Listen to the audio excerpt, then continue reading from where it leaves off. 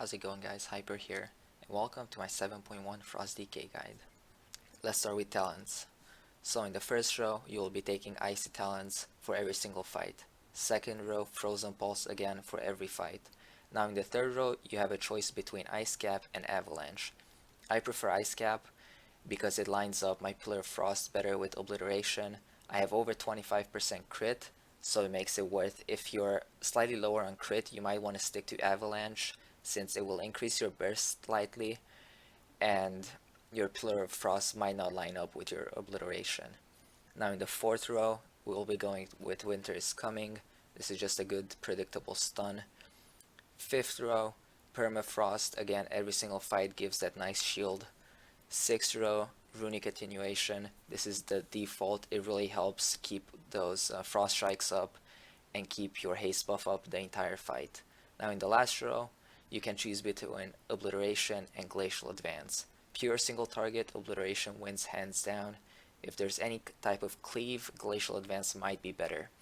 So, fights in Emerald Nightmare, I go Obliteration on Ursoc, Nathendra, and it also depends on what your raid needs. If you're stacked on AoE, then you might want to go into Obliteration just to help the boss damage a little bit. However, if you're lacking AoE, then you might want to go into Glacial Advance. The next thing I want to talk about is stats.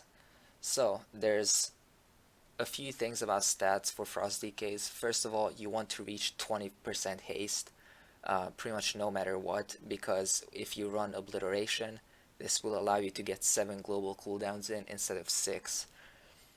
Crit, at higher gear, I recommend going for about 25% or 30% crit if you can. If you can't, 25% is just fine. I've seen a lot of DKs run lower crit. Again, on Frost DK, a lot of it comes down to playstyle and how your gear is optimized. Now, versatility versus mastery. In current sims, they say stack versatility. I'm a little bit skeptical about this. I've tried out higher verse and lower mastery, and I've found out to be about the same results. So if you get a chance to choose between verse and mastery, I would go for either one. If you're really low on verse, maybe I would get some more verse. If you're low on mastery, I would go for a little more mastery. The next thing I want to talk about is the weapon. So what path should you take? The very first point that you should go for is Syndragos's Fury. So you will take this bottom path all the way down to Syndra's Fury. Second golden one you will go for is Hypothermia. To get here, you will go through Ambidexterity instead of Bat to the Bone. Then the third one, you will go for Frozen Soul. This is kind of an AoE talent, so it's best to be picked up last.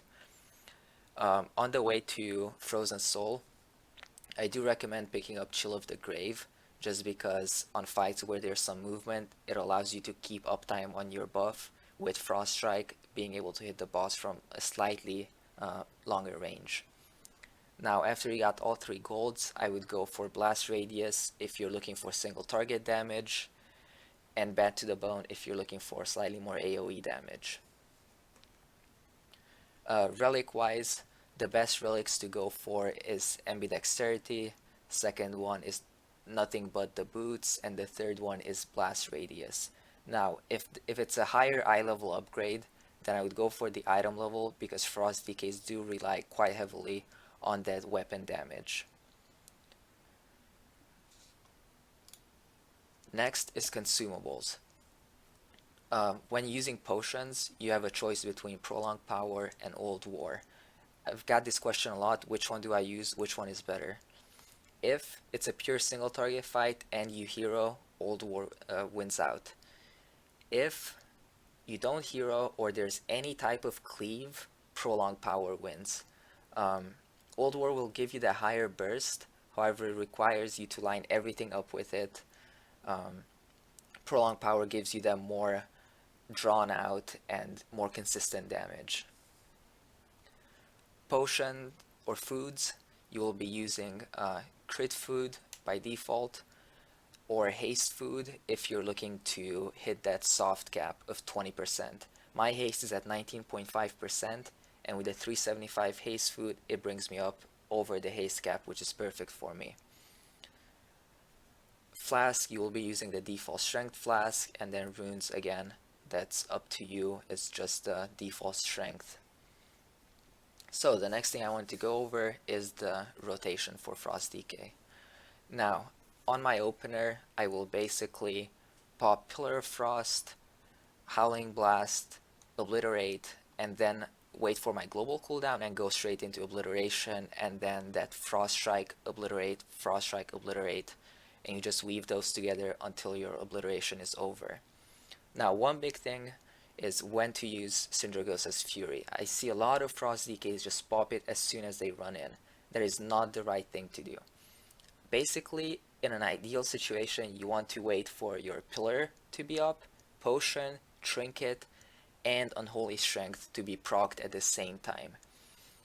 If you know you can use more than one Syndragosa's Fury during a fight, then you might want to pop it exactly after your Obliteration is over. However, if you know you will only get one in through the entire fight, you want to wait for most things to line up. Now, the one exception is if there's any ads or any type of AoE situation.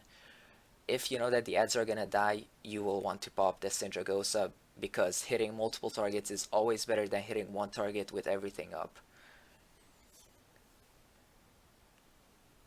So, Remorseless Winter, when do you want to use this? Basically, if you have one extra rune, you want to pop Remorseless Winter. If you have a pair of 2 runes, you will just use it on Obliterate. You will never want to pop Remorseless Winter during Obliteration because it's just a waste of a global, and it actually reduces your damage. If there's any type of cleave or AoE situation, you want to pop Remorseless Winter on cooldown. However, if there's not, like I said, you just pop it when you have 1 rune available instead of 2. If you go into Glacial Advance, then you will want to pop it basically on cooldown, and then Remorseless Winter again if you have an extra rune.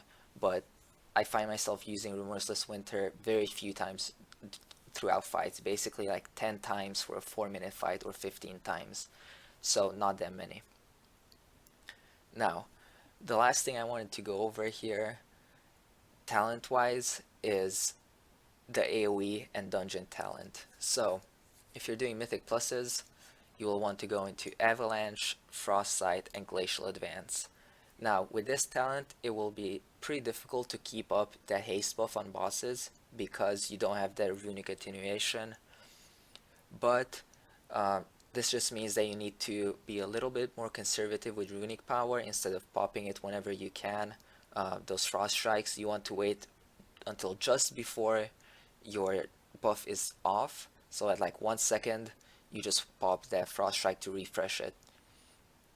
And then in the AoE situation, you just Glacial Advance on cooldown, Frostbite on cooldown, and Remorseless Winter on cooldown. So as soon as you pop that Glacial Advance and Remorseless Winter, you use all your runes on Frostbite and then just dump your runic power with Frost Strikes. Super simple. Now for the last thing, I will go back to my single target build and go through my rotation on a target dummy just so you guys can see it in action. I will just do like a short 2-minute pull so you guys kind of get a hang of it. There we go, everything's set up. Just walk up to the target dummy. Okay, so we'll do like a 10-second pull timer.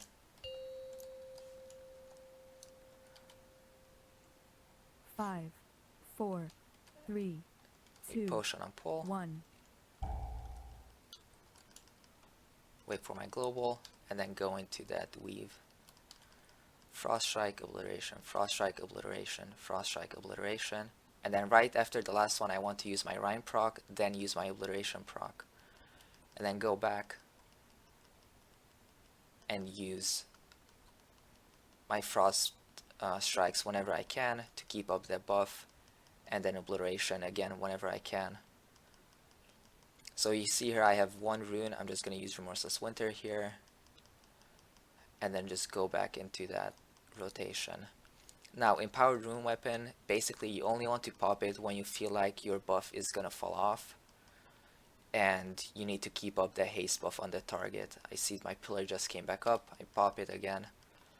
So now I'm gonna try to wait for an unholy proc, and as soon as my Fallen Crusader procs, I will use Syndragosa